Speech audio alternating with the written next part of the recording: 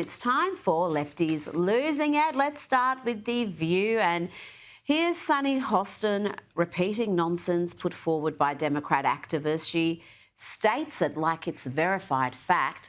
And then Whoopi Goldberg jumps in with another fib claiming Donald Trump is using an auto pen just like Joe Biden did. Now, the fun really begins when they're asked to correct that lie. The Trump family has made about $1.8 billion profited off of this government. And he said that Joe Biden didn't know who he was pardoning using an auto pen. How come you don't know who this guy is? Because he used an auto pen. The meetings that they're supposed to go to when they're listening to, what the hell, what? I love when Sonny passes notes. We don't know if Trump used an auto pen to part. It was a joke. Yes. We don't know if Trump used an auto pen to part. Come on. But we do know that he didn't know who that crypto guy was. It was a joke. It wasn't funny. It wasn't said in jest. It followed a bunch of other BS. But apparently, folks, we just missed the nuance. So much nuance on The View. But here is something different for The View. They actually had a conservative woman, yes, a real conservative woman, on with the panel. They tried their best to get Marjorie Taylor Greene to criticise Donald Trump. He's worse, sorry, you know that. He's still your favorite president. He goes against everything you just said. Look, I like Donald Trump. I fought for him to win. I'm very thankful for the secure border. I'm friends with Laken Riley's mother. And we saw I serve on Homeland Security. Over 12 million people came across our border. Over 2 million gotaways. These are terrorists, cartels, all kinds of criminals. We don't know where they are in this country, and that affects all of us. It was a very pleasant chat. Everyone was on their best behaviour, not so much a robust debate as polite niceties. But at least Joy Behar admits here that any Republican or Conservative coming on The View is going to be in a 5 versus 1 battle. A lot of people wanted me to come on the show and say nasty things and you know, all of us to fight. They wanted all of us to fight. Thank you for not doing that. Oh, my goodness, no. I didn't want to do that. It's like 5 to 1. She could handle it, but she didn't want to. Now to a woman losing it for legitimate reasons. If she's a lefty, hopefully she changes her mind after this experience. Here is singer Tish Hyman's reaction after she had her Gold's Gym membership terminated because she dared speak out about a male body in the women's change room.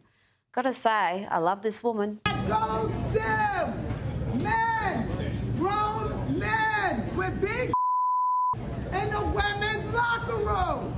And that's why I'm getting kicked out, and I want to make sure the girls know! Everybody saw that man in the locker room. No one's saying, and I'm done with it. It's stupid. It's dangerous. Me naked in front of a man without my permission. But I ain't the one who gets kicked out the gym, y'all. I'm terminated for not wanting men in the locker room. She's right. It is dangerous. She's confronted with a male body in the women's change rooms, a male body that is watching her naked body. She didn't consent to being naked in front of that man, and yet she's the one whose gym membership is terminated. Let's have a look at that clash with Tish and that dude, and then she explains why she was so upset. Stay out of the women's locker room. We don't want it. He needs to have his gym membership revoked for that. Today I was naked in the locker room. I turn around and there's a man there in boy clothes, lip gloss, standing there looking at me. I'm butt naked. So the first thing I think is maybe there's a worker in here. Maybe I missed a sign. I say the word sir to say, sir, what are you doing in here? He goes, don't talk to me. I'm a woman. I have a right to be in here. Immediately, I'm pissed because I'm butt naked. I feel violated. I feel like weird. Like I don't want to deal with this. She may be a woman, she may be black and a lesbian, but the trans activists always trump other minority groups when it comes to the victimhood stakes. Shame on Gold's Gym for allowing that to happen and for punishing the victim. But that's Gavin Newsom's California for you. And talking about Gavin, Here is what can only be described as weapon-grade chutzpah.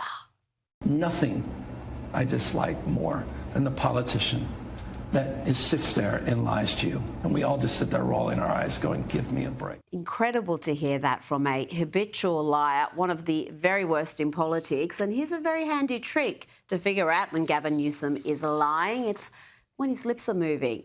Now, remember Linda Sarsour, the Islamist activist who was celebrated and elevated by the Obama administration, the woman who led the Women's March. Remember that? That was hilarious, given her support for Sharia law. Well, she's back and she's ready to spill the beans on Zoran Mamdani's rise to power. Take note, America. The story is not just, that it's random that Zoran ascended to this place. It is our Muslim American communities. And I'll also say that it's Muslim money. The PACs that have supported Zoran, or a particular PAC that has supported Zoran, is probably over 80% of Muslim American donors in this country, high net donors, grassroots donors. And I want to make the point that the Unity and Justice Fund PAC, which is the CARE Super PAC, was the largest institutional donor to the pro-Zoran PAC in New York. Welcome back. Now, my next guest has risen to be a hugely popular Conservative commentator. Brandon Tatum was a police officer. He's now an author, radio personality, and a hugely popular online pundit with more than 3.7 million subscribers on YouTube alone, plus 2.3 million Instagram followers and many more on other social media platforms. Officer Tatum, welcome to the Rita Panahi Show and Sky News Australia. Let's start with the left's reckless rhetoric around Donald Trump. It's almost like they want to inspire another assassination attempt. Listen to how Nancy Pelosi describes the president. He's just a vile creature. The worst thing on the face of the earth. But anyway. You think he's the worst thing on the face of the earth? I do, yeah. I do. Why is that? Because he's the President of the United States and he does not honor the Constitution of the United States. In fact, he's turned the Supreme Court into a rogue court. He's abolished the House of Representatives. Just astonishing rhetoric there, Brandon, from a woman who should know better. Well, her intent is very, very clear. Although we've seen assassinations happen on our side, although we've seen others, try to kill other Republicans, she's intentionally doing this. They're disregarding the threats that are coming our way because of the rhetoric they're pushing. They're disregarding it. They don't care.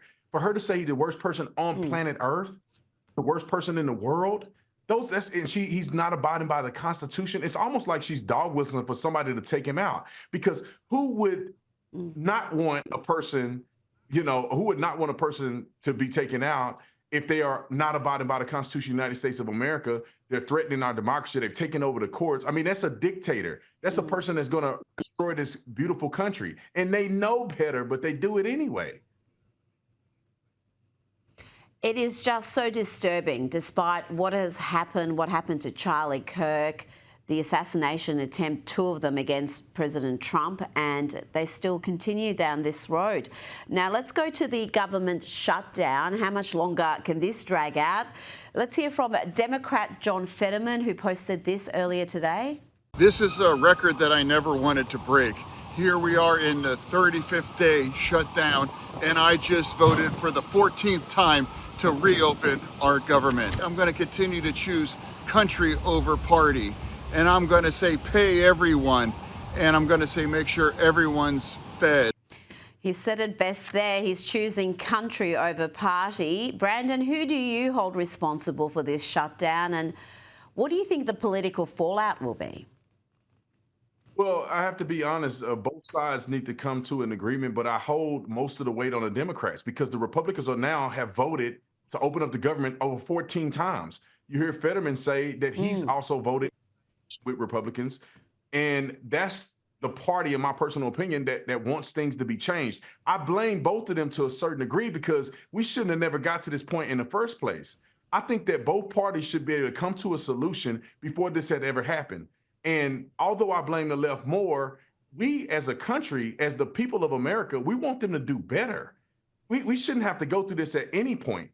In my personal opinion, I wish we could pass a resolution that if you guys can't agree, if you guys can't be adults and get your heads out of your rear end and get things done for the American people and not have people going without money and starving, then y'all should be fined. Y'all shouldn't get a paycheck.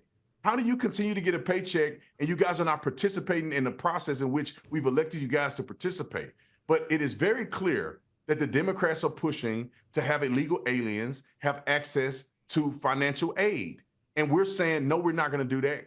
Pass a clean CR, get the government up and running, and then we can negotiate these terms on a later date. But the Democrats want to have this shutdown occur, and they want to blame Republicans and Donald Trump so they can have leverage in the midterms. This is not about the American people. This is not about people on SNAP.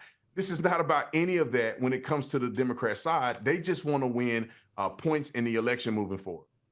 I think you nailed it there. This is all about the midterms and creating an atmosphere of crisis, giving the impression that the Trump administration is always in some sort of crisis mode.